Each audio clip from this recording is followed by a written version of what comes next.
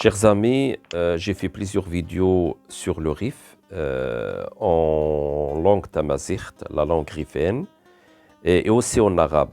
Mais pour ceux et celles qui ne comprennent ni l'arabe ni le Rif, je vous emmène aujourd'hui à la découverte de ma région natale appelée Ishmedjour. C'est un magnifique village situé au cœur du Rif. C'est entre les villes de Nador et Al-Hoceima, dans le nord du Maroc. À travers cette vidéo, vous aurez l'occasion d'explorer une région riche en paysages naturels et en traditions. Je vous invite aussi à regarder jusqu'à la fin pour en apprendre davantage et pourquoi pas à venir visiter cette merveille cachée du Rif. N'oubliez pas de vous abonner à la chaîne, d'activer la cloche pour ne rien manquer et de laisser un commentaire pour partager vos impressions. Bonne découverte.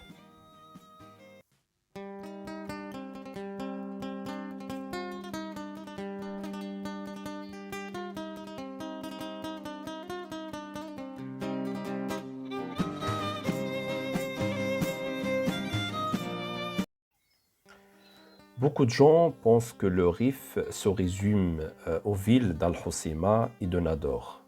Pourtant, cette région est bien plus vaste. Elle s'étend de l'est à partir de la ville de Saïdia et de la ville Berkane jusqu'au nord-ouest englobant Tétouan. Tétouan en arabe, mais en Rif on dit Tétouin. Tétouin, c'est les yeux du Rif. Et aussi, la ville de Tanger fait partie de la région du Rif. Et la célèbre ville bleue de Chefchaouen, Chefchaouen aussi en Rif, et Achaoun. Achaoun, c'est les cornes du Rif. Sans oublier aussi la ville de Mlilia, qui fait partie du Rif et qui est actuellement sous occupation espagnole.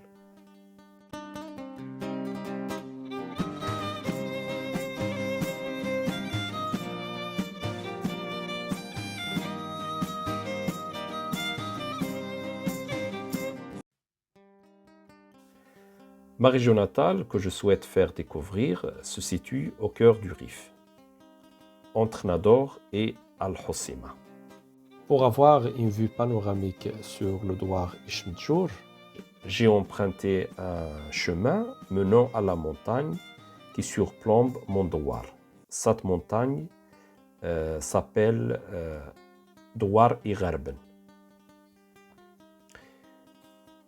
Et l'endroit où je me trouve s'appelle Sabab. Ici, les eaux de plusieurs ruisseaux se rejoignent avant de dévaler la falaise pour alimenter mon douar natal Ishmedjour et les villages voisins. Depuis cet endroit, la vue est spectaculaire. On aperçoit clairement mon douar Ishmedjour comme s'il était dessiné sur une carte, ainsi que les localités alentours, notamment Medar Ho, Timdghart, ainsi que les villes proches de Medar et Driouch.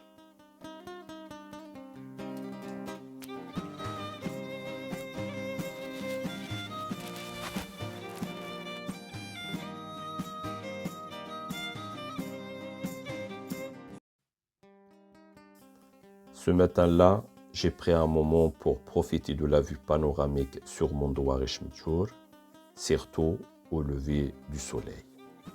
C'était magnifique. En regardant ces montagnes, j'ai eu envie d'explorer d'autres douars du Rif. J'ai commencé par Douar Igharben.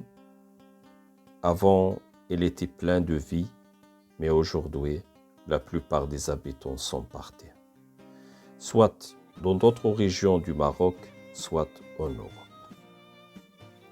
Après un petit arrêt, j'ai continué jusqu'à Douar Thret, un endroit spécial pour moi, car c'est là que mes grands-parents vivaient avant de s'installer à Ishmedjour.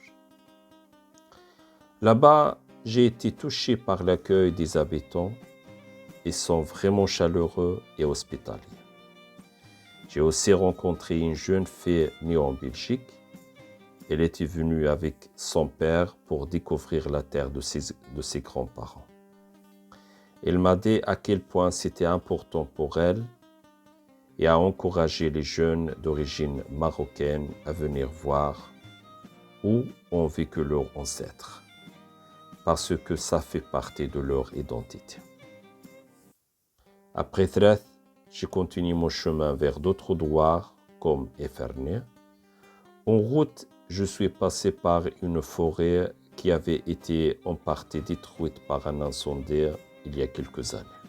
Heureusement, les autorités locales et espagnoles ont réussi à maîtriser le feu après quelques jours.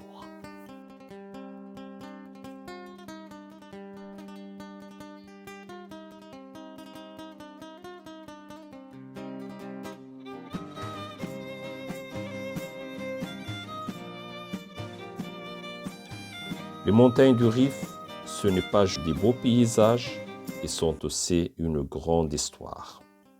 C'est ici qu'a eu lieu la bataille d'Anoual, où Abdelkrim el-Khattabi et la résistance riféenne ont infligé une lourde défaite aux Espagnols. Près de 13 000 soldats et le général Sylvestre ont perdu la vie. Ce voyage m'a beaucoup marqué, m'a permis de mieux comprendre mes origines, de rencontrer des gens incroyables et de redécouvrir une terre pleine d'histoire et de souvenirs.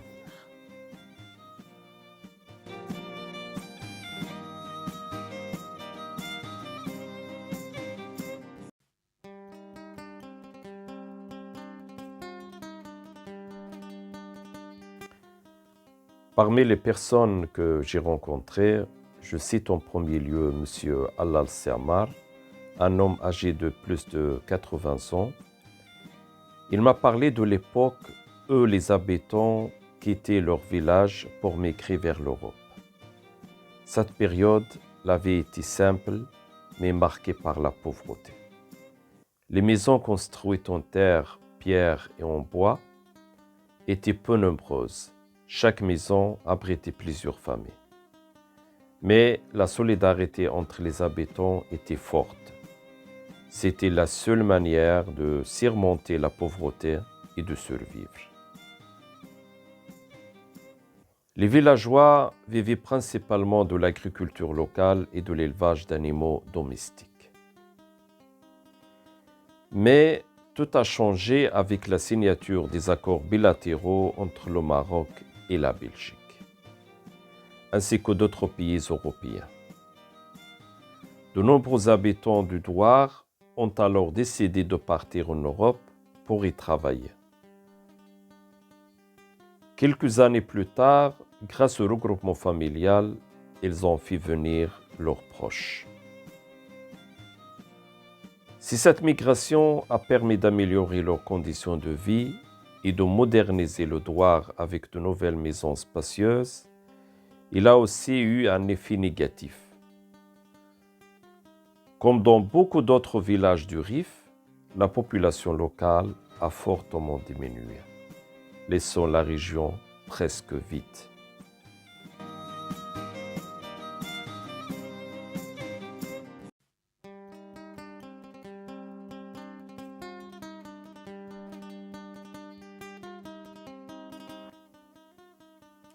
Un autre témoin de cette évolution est l'imam Larbi.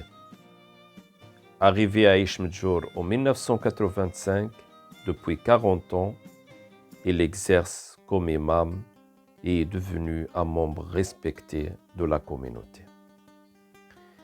Il a connu plus de 80 personnes aujourd'hui décédées et entretient de bonnes relations avec les nouvelles générations. Cependant, l'imam Sel Arbi vit seul à Echmedjour, loin de ses enfants installés à Tétouan.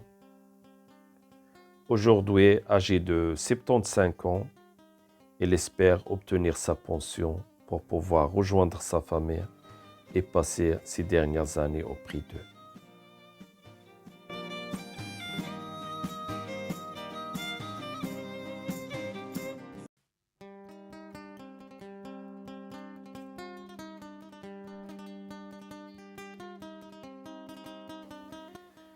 Deux personnes m'ont accueilli dans leur ferme, de véritables exemples à suivre, Haj Mouh et M. Chloké Aziz. Haj Mouh fait partie des premiers habitants d'Ishmedjour à avoir immigré en Belgique pour travailler. Après une carrière réussie à Bruxelles, il a décidé d'investir dans l'agriculture pour profiter pleinement de sa retraite.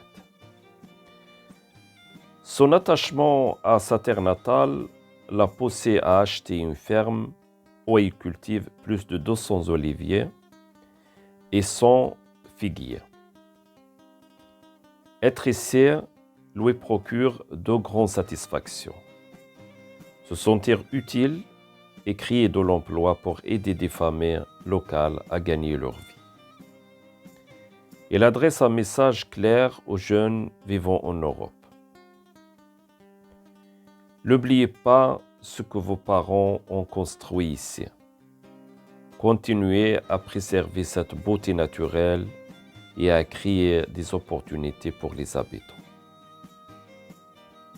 Ce que je demande à nos enfants et à nos jeunes Bani Melloul, Inch'Allah, il faut ouvrir bien des yeux pour continuer comme leur père, comme les parents qu'ils ont fait, de continuer ici à Bani Melloul pour toujours, Inch'Allah. Monsieur Aziz Chloké travaille comme cadre municipal à la commune de Médar et a été membre du conseil communal d'Ifernay. Passionné par l'agriculture, il a créé à Ishmedjour une ferme exceptionnelle avec plus de 1000 oliviers, 900 abricotiers, divers arbres fruitiers et des légumes de saison. Malgré un bon salaire, il considère que l'agriculture et l'écologie sont essentielles à son bonheur, car ils lui permettent à la fois de préserver la nature et de créer de l'emploi dans la région. Monsieur Mourabit, qui m'a accompagné pour cette visite, partage aussi un message aux jeunes d'origine migratoire vivant en Europe. Ne soyez pas déracinés. Revenez non seulement pour visiter la terre de vos parents et grands-parents, mais aussi pour y investir et contribuer à son développement. Je pense que le grand conseil ou la grande chose à demander, c'est vraiment, il ne faut pas qu'on soit déraciné. Il ne faut pas qu'on soit déraciné. Il faut que nos enfants, nos petits-enfants, futurs enfants, tiennent vraiment à nos racines. Ça veut dire qu'il est très important de maintenir, de garder ce qui a été investi par les parents, par les grands-parents. Et en se faisant, on garde le lien, indépendamment, je dirais, de gains à faire, indépendamment. Mais le plus important, c'est les racines à garder avec son pays d'origine.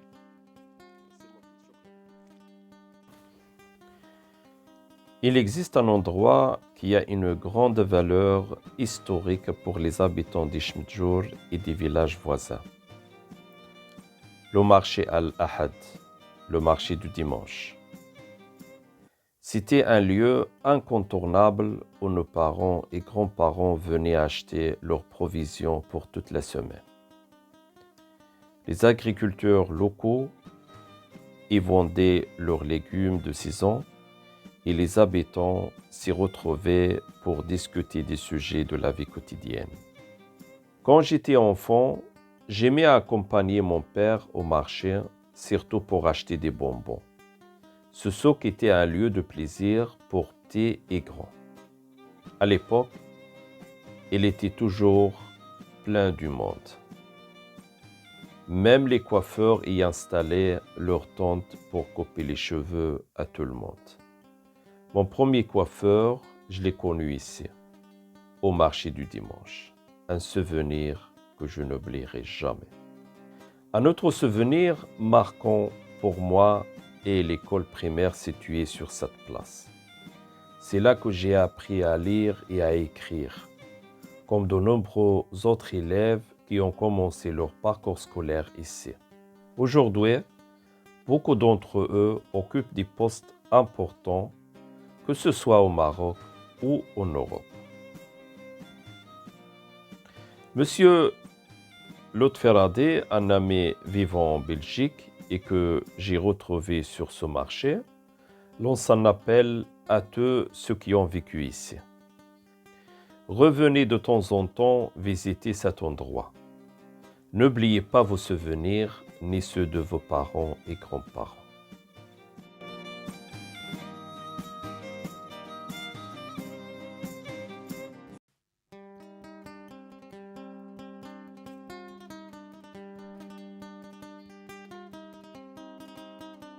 J'ai accepté l'invitation de M. Ali, qui exerce comme imam dans une autre mosquée d'Ishmdjour. Il m'a convié à partager la prière de l'Maghreb avec sa petite communauté, située dans le quartier le plus haut du douar Ishmdjour. Après la prière, nous avons lu ensemble des passages du Coran, et même si Ali m'a chaleureusement remercié pour ma visite, et a adressé un message aux habitants du douar Ishmdjour. Restez unis et solidaires. Il a prié à Allah de nous protéger et de nous aider à surmonter les défis de la vie. Il a aussi lancé un appel à la communauté Ishmdjour en Europe. N'oubliez pas vos origines, c'est ici que vos parents et grands-parents ont vécu toute leur vie. N'oubliez pas de vous abonner à la chaîne pour ne rien manquer des prochaines vidéos. Merci pour vos appréciations et vos commentaires.